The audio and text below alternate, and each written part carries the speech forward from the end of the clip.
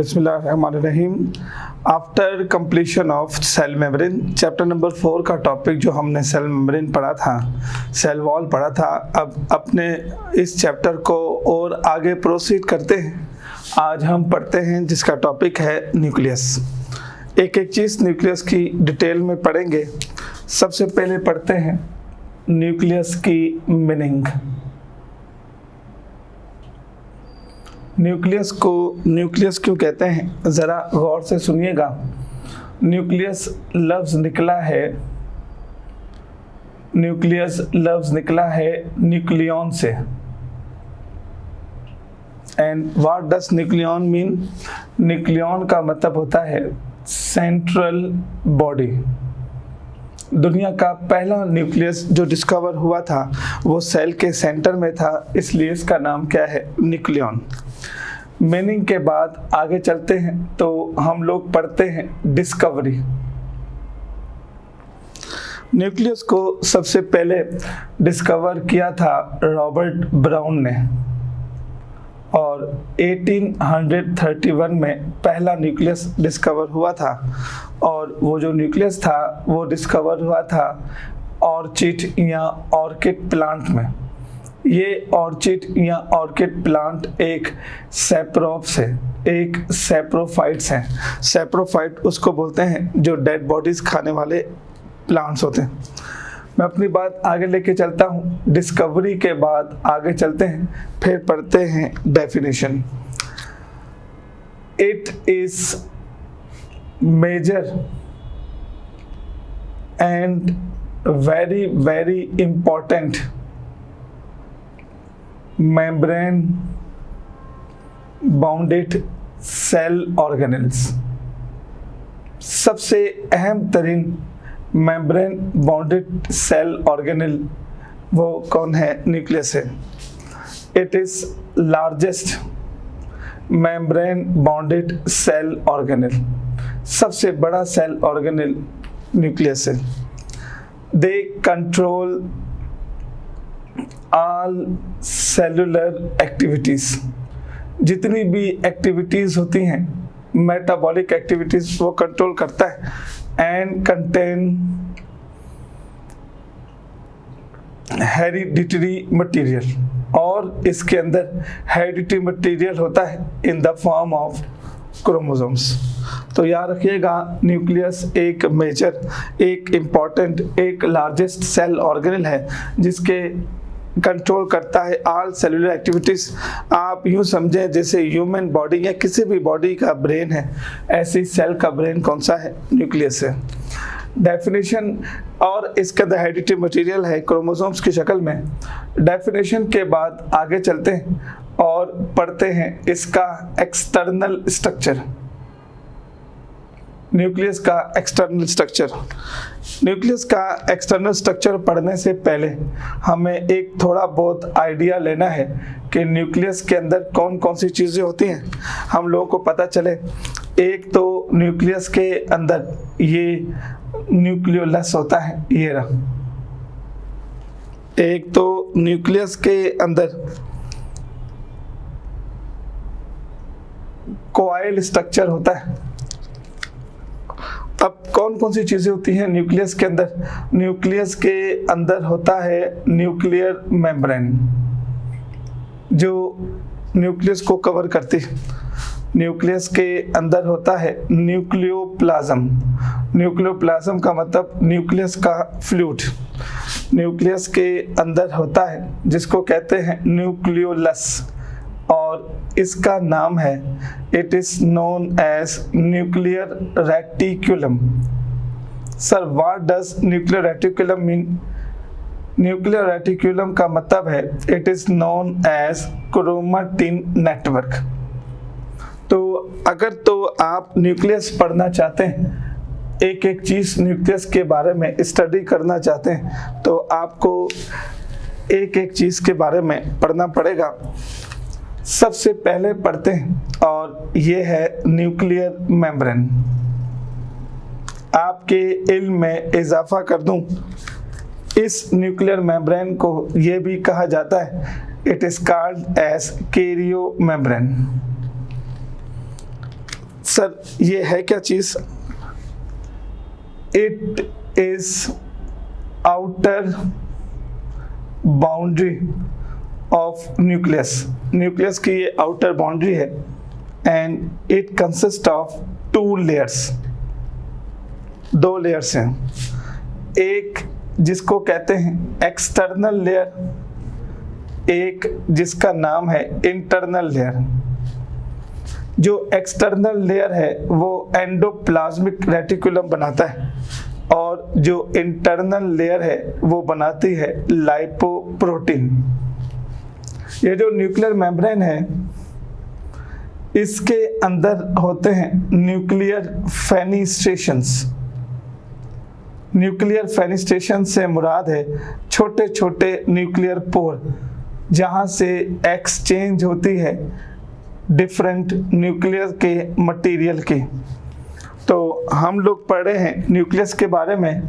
Nucleus में 3 चीज़ें होती हैं, nuclear membrane, nucleoplasm, nucleolus, nuclear reticulum, और ये न्यूक्लियर मेम्ब्रेन है। न्यूक्लियर मेम्ब्रेन में आउटर मेम्ब्रेन एंडोप्लाज्मिक रेटिकुलम से बनती है, इनर लाइपोप्रोटीन से। इसमें छोटे छोटे पोर्स होते हैं जहाँ पर मटेरियल की एक्सचेंज होती है। न्यूक्लियर मेम्ब्रेन के बाद नंबर 2 है जिसको हम लोग कहते हैं nucleoplasm. Sir what does nucleoplasm mean? Nucleoplasm का मतलब होता है कैरियोलिम्फ। सर इसका नाम कैरियोलिम्फ क्यों है? कैरियोट का मतलब होता है न्यूक्लियस, लिम्फ का मतलब फ्लूइड, और it is proteinaceous in nature.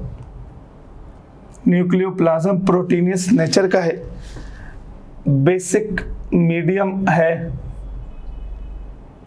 और इसके अंदर फ्री न्यूक्लियोटाइड इधर इधर घूम रहे होते हैं। जो मेन चीज़ है न्यूक्लियोप्लाज्म के बाद वो है जिसको कहते हैं न्यूक्लियोलस। सर ये न्यूक्लियोलस क्या है? न्यूक्लियोलस का मतलब होता है it is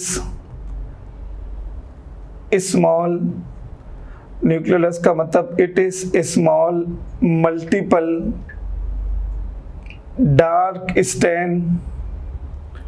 it is small multiple dark stain spherical bodies. अगर आपको छोटे छोटे मल्टीपल न्यूक्लियस के अंदर बॉडीज नजर आ रही हैं तो वो न्यूक्लियोलस है। न्यूक्लियोलस को कहा जाता है it is the site of ribosomes synthesis. याद रखिएगा राइबोसोम्स की सिंथेसिस न्यूक्लियोलस से होती है। मैं एक चीज़ ऐड करूंगा और वो बॉक्स में लिखूंगा ताकि आपको एक एमसीक्यूज क्लियर हो जाए। न्यूक्लियोलस कहलाती है it is coil and condense form of RNA. It is coil and condense form of RNA. याद रखिएगा न्यूक्लियोलस एक कॉइल फॉर्म है आरएनए की। फिर आगे चलते हैं। न्यूक्लियोलस के बाद एक और चीज पढ़ते हैं जिसका नाम है न्यूक्लियर रेटिकुलम। न्यूक्लियर रेटिकुलम जिसका हमने एक नाम और रखा था जिसको हम लोग कहते हैं क्रोमेटिन नेटवर्क।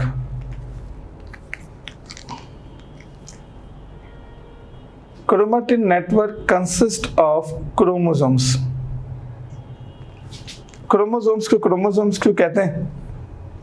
क्रोम का मतलब होता है कलर और जोम से मुराद है बॉडी। कलर बॉडी को बोलते हैं क्रोमोसोम्स, जो एक तरह से मिसनोमर है। कोई क्रोमोसोम्स का कलर नहीं था, ये तो कलर हमने डाला था, ये तो कलर साइंटिस्ट ने डाला था जिसकी वजह से कलर आया। आमतौर पर क्रोमोसोम मिसनोमर नाम है। इट इज लॉन्ग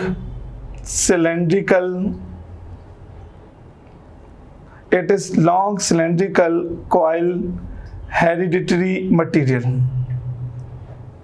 क्रोमोसोम्स एक हेरिडिटरी मटेरियल है हेरिडिटी मटेरियल का मतलब होता है the material which have ability to transfer from generation to generation. Chromosomes सबसे पहले डिस्कवर किसने किया था? क्रोमोसोम्स डिस्कवर किया था और एक्चुअली वो डिस्कवर हुआ था एक एम्ब्रियोनिक सेल में। First ever chromosome discovered in embryonic cell. और वो एम्ब्रियोनिक सेल किसका था? वो एम्ब्रियोनिक सेल एक एम्फीबियन का था जिसका नाम था सैलेमेंडर।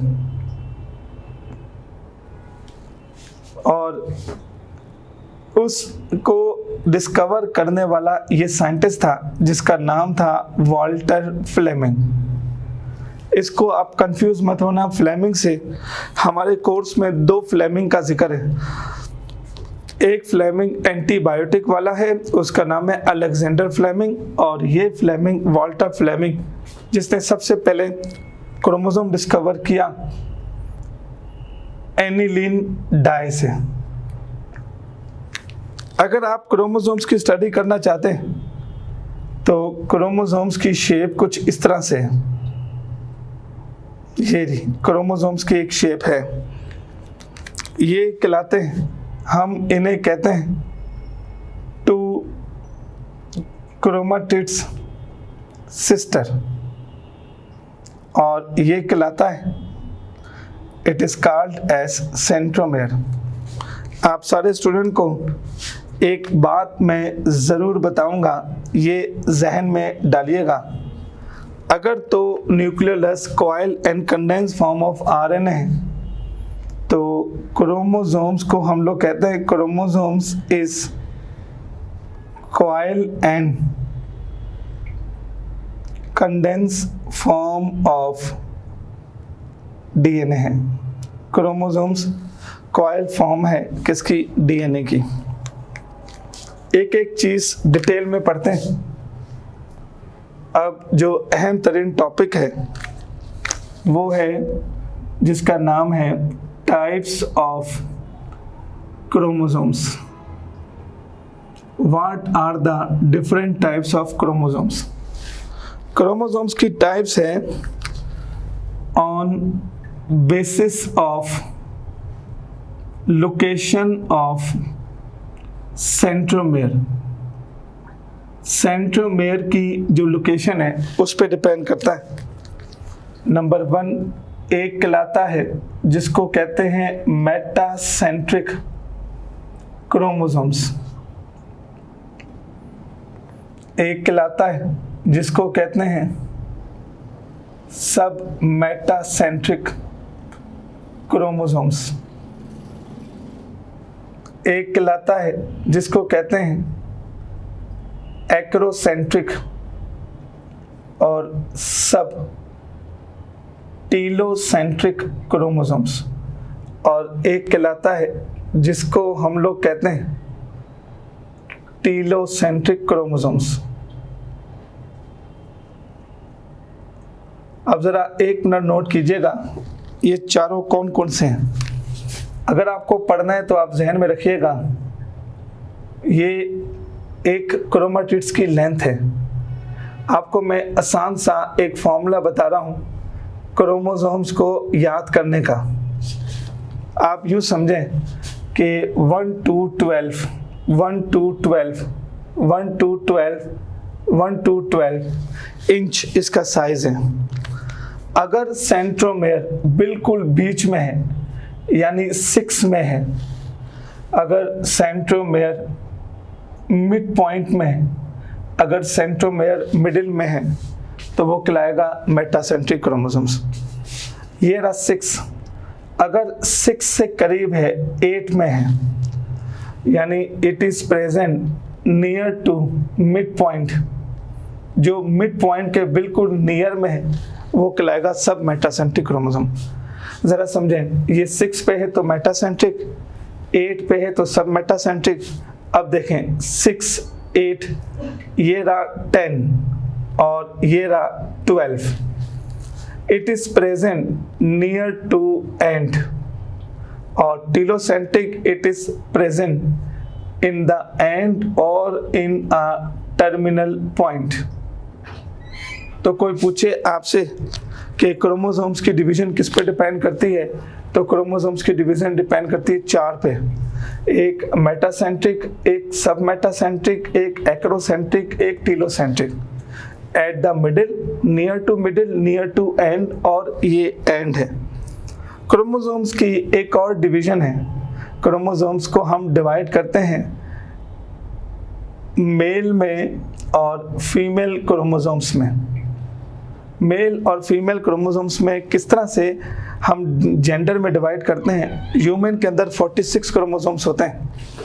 अब अगर हम मेल की बात करते हैं तो 1 से लेकर 22 क्रोमोसोम्स, 1 से लेकर 22 क्रोमोसोम्स, 1 से लेकर 22 क्रोमोसोम्स, 1 से लेकर 22 क्रोमोसोम्स।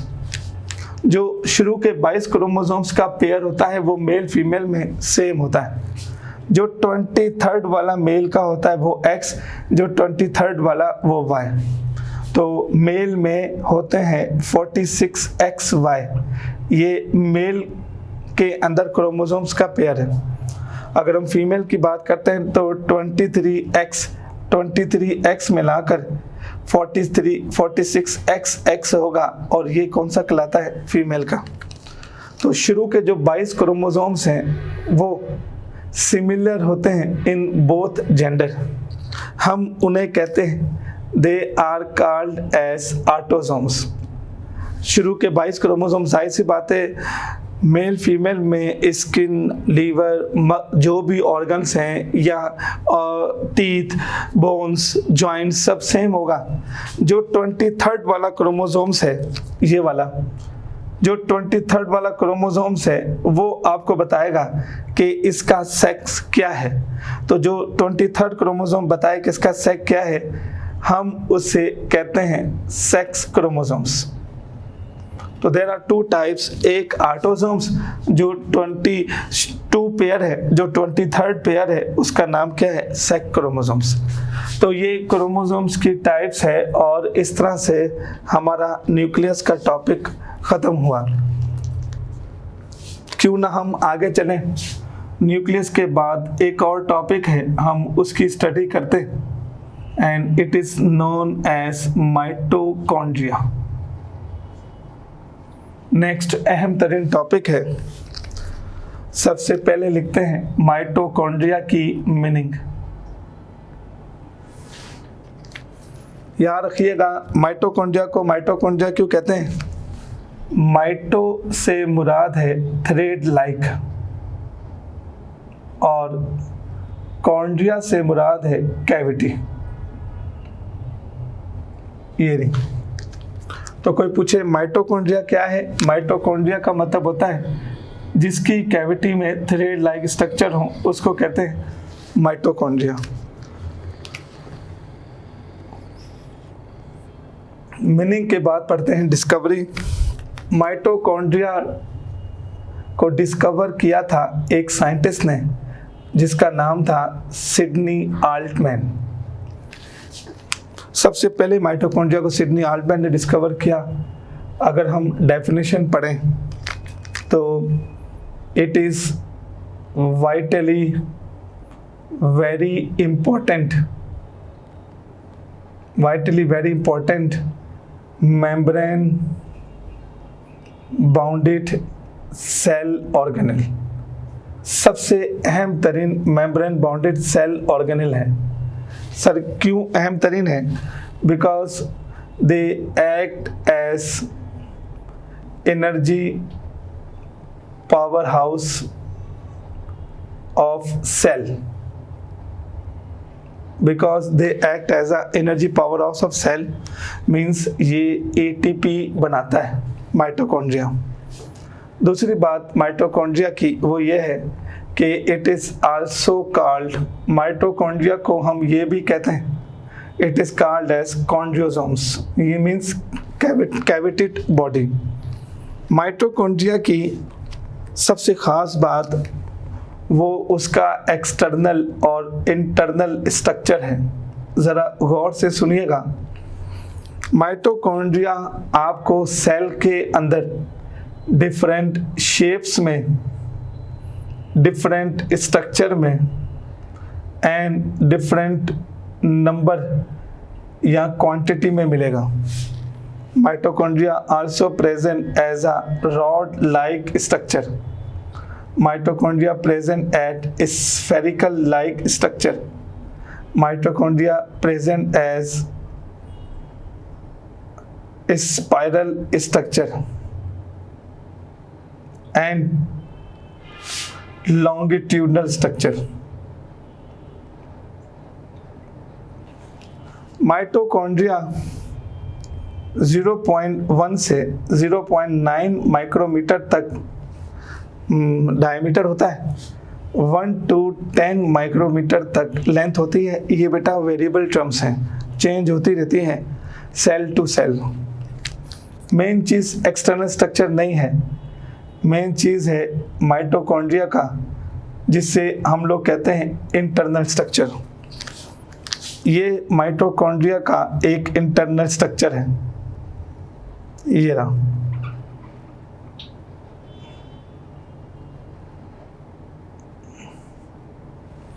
और यहाँ आपको मिलेगा माइटोकॉन्ड्रिया में fluid in the form of matrix.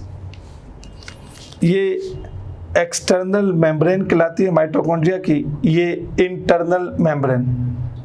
आप सारे स्टूडेंट को मालूम है, इंटरनल मेम्ब्रेन को हम लोग कहते हैं क्रिस्टी। क्रिस्टी के दरमियान ये स्पेस है, इस स्पेस को हम लोग कहते हैं इंटरक्रिस्टियल स्पेस, जहाँ पर ला तादाद में एंजाइम्स और कोएंजाइम्स हैं। यही तो वो जगह है जहाँ पर होती है एरोबिक रेस्पिरेशन।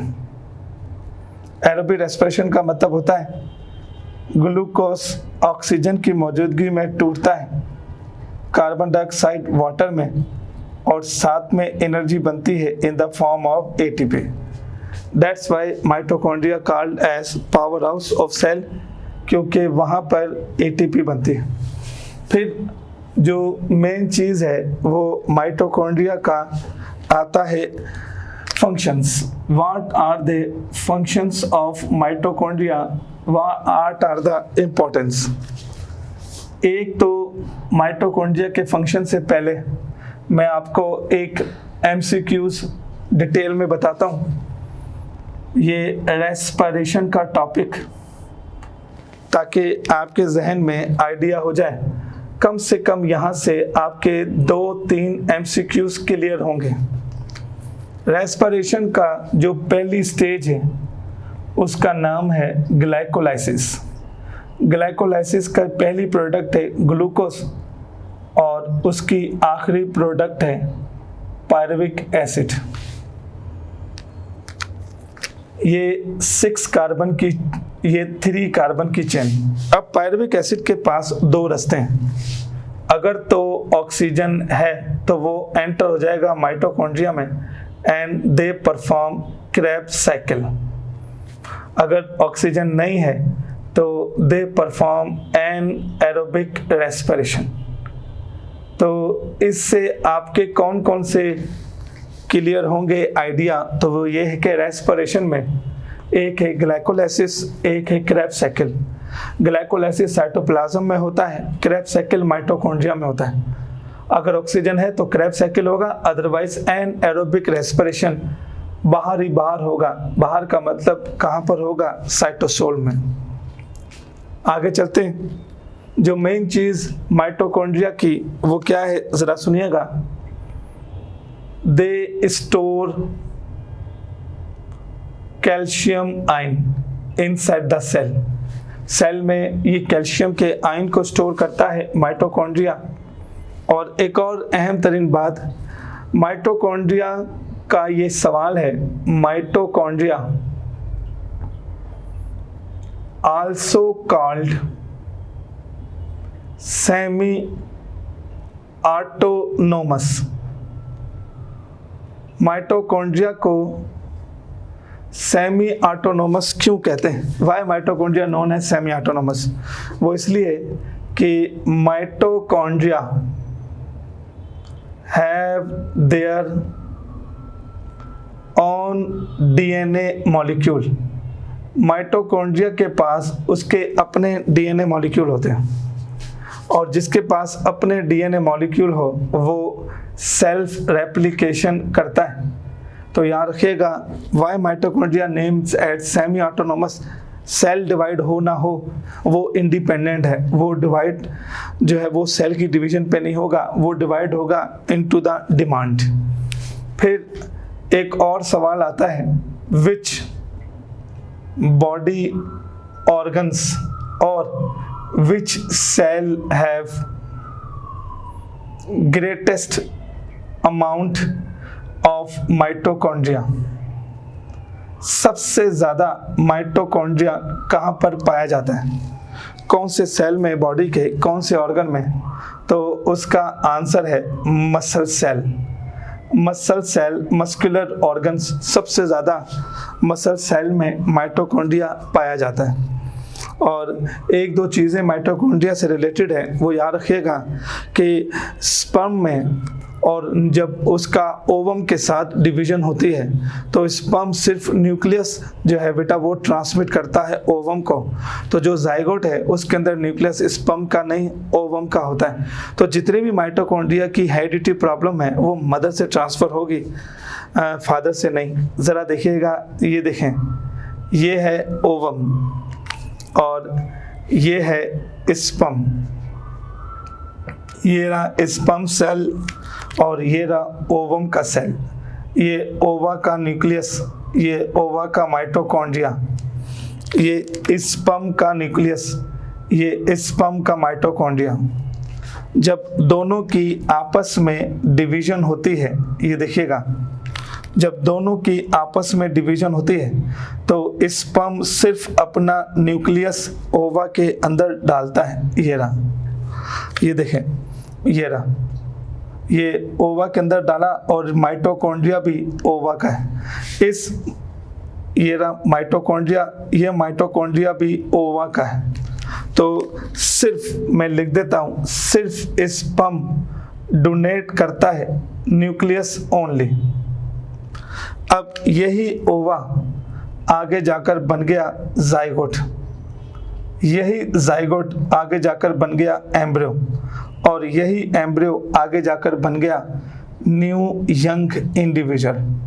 आप ज़रा अब सोच के बताइएगा, इस न्यू यंग इंडिविजुअल में जो माइटोकॉन्ड्रिया है वो उसको एम्ब्रियो से मिला है, एम्ब्रियो का माइटोकॉन्ड्रिया जाइगोट से मिला है, और जाइगोट का माइटोकॉन्ड्रिया ओवा से मिला है, क्योंकि जो स्पर्म है वो अपना माइटोकॉन्ड्रिया डोनेट नहीं करता।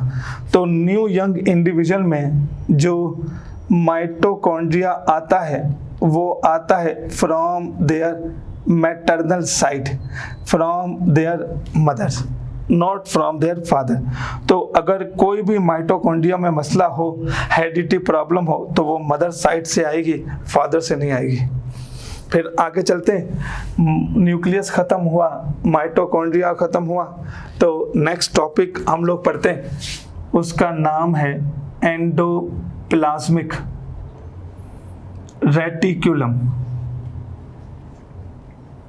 एंडोप्लाज्मिक रेटिकुलम, अगर हम डिटेल में चलें तो what is the meaning of endoplasmic reticulum. Endo का मतलब होता है इनर, एंडो का मतलब होता है इंटरनल, रेटिकुलम से मुराद है नेटवर्क।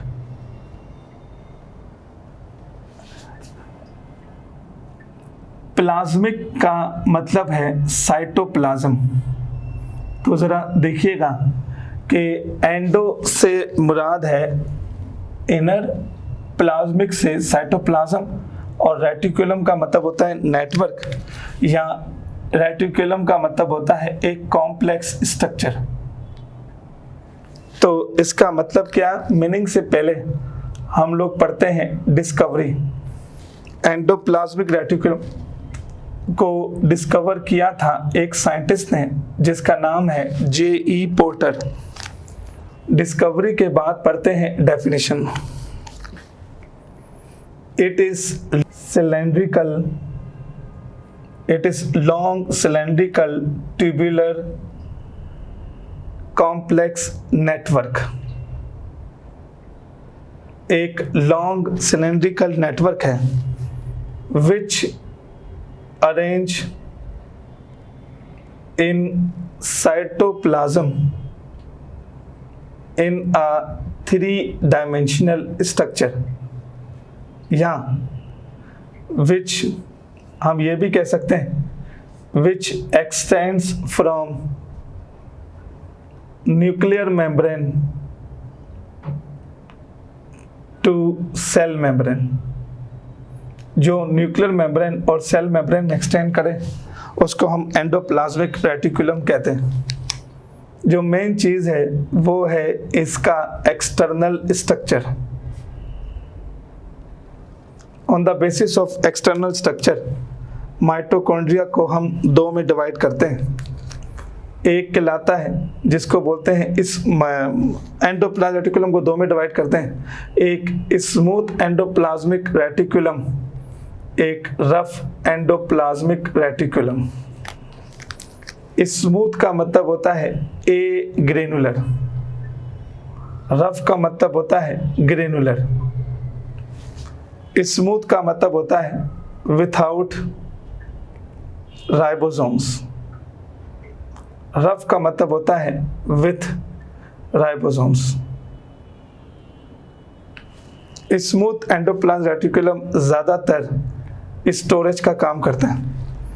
अगर ये एडिपोस टिश्यू में होगा तो फैट स्टोर करेगा, अगर ये कनेक्टिव टिश्यू में होगा तो ये प्रोटीन स्टोर करेगा, अगर ये मसल्स के अंदर होगा तो ये ग्लूकोज स्टोर करेगा।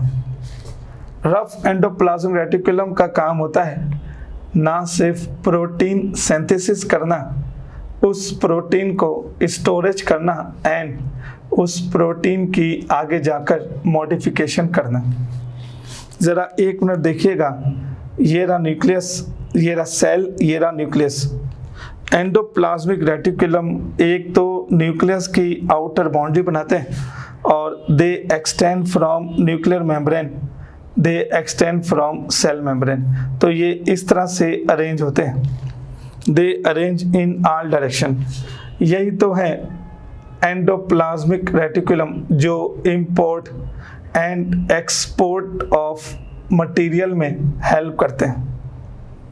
एक गलत कॉन्सेप्ट एंडोप्लाज्मिक रेटिकुलम के साथ है, ज़रा आज आप सीखिएगा। They no provide any mechanical support to cell, कोई मैकेनिकल सपोर्ट प्रोवाइड नहीं करता एंडोप्लाज्मिक रेटिकुलम। एंडोप्लाज्मिक रेटिकुलम को और अच्छे तरीके से पढ़ा जाएगा अगर हम पढ़ते हैं उसका एंडोप्लाज्मिक रेटिकुलम का इंटरनल स्ट्रक्चर। एंडोप्लाज्मिक रेटिकुलम का ये इंटरनल स्ट्रक्चर है। देखिएगा इस तरह से इंटरनल स्ट्रक्चर होता है एंडोप्लाज्मिक रेटिकुलम का। ये रहा छोटे छोटे बॉक्स लाइक स्ट्रक्चर,